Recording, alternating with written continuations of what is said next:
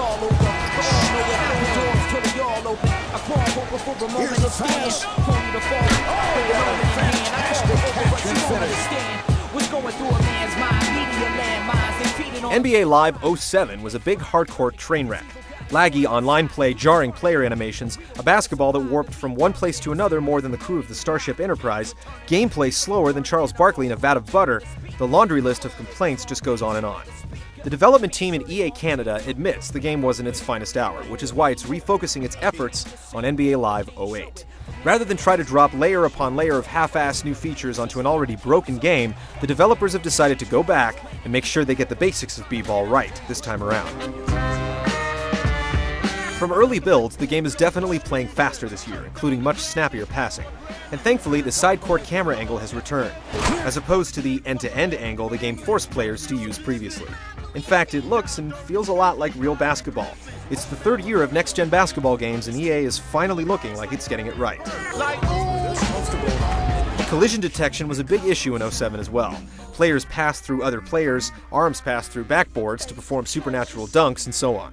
And while you're going to get a bit of limb pass-through in almost any sports game, again, it seems EA has already cleaned it up for the most part in Live 08.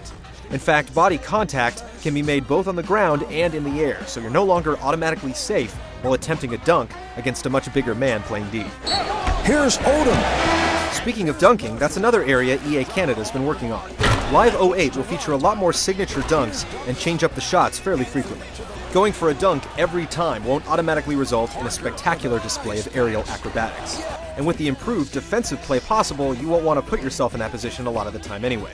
Steve, I don't know about that call. Weight and height seem to make a difference as well. A small, agile ball handler can dribble circles around a bigger, slower defender who will have to rely more on the body than any quick moves to shut down the offense. One of the new features in this year's game is the hotspot interface. Simply pull the trigger and the current ball handler's shooting accuracy rating will be shown for each area of the court. There's also a new mechanic when you're on the post called Own the Paint. Using a simple rock, paper, scissors mechanic, you can press face buttons to pull off shots and pump fakes, or you can perform dekes and spins by tapping the right analog stick in the proper direction. Where modes are concerned, you get a nice dynasty option, a dunk competition that's actually fun to play, online tournaments for up to 32 teams, quick play, which allows you to pick a 10-man fantasy squad, and a scenario option that lets you select all the parameters and then try to win the game. Basically, EA Canada is out to atone for the damage it did to its long-running series last year, and so far it's on the right track.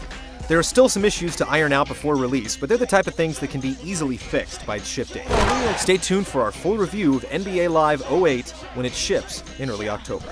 James finding room. LeBron James. It'll keep the double team.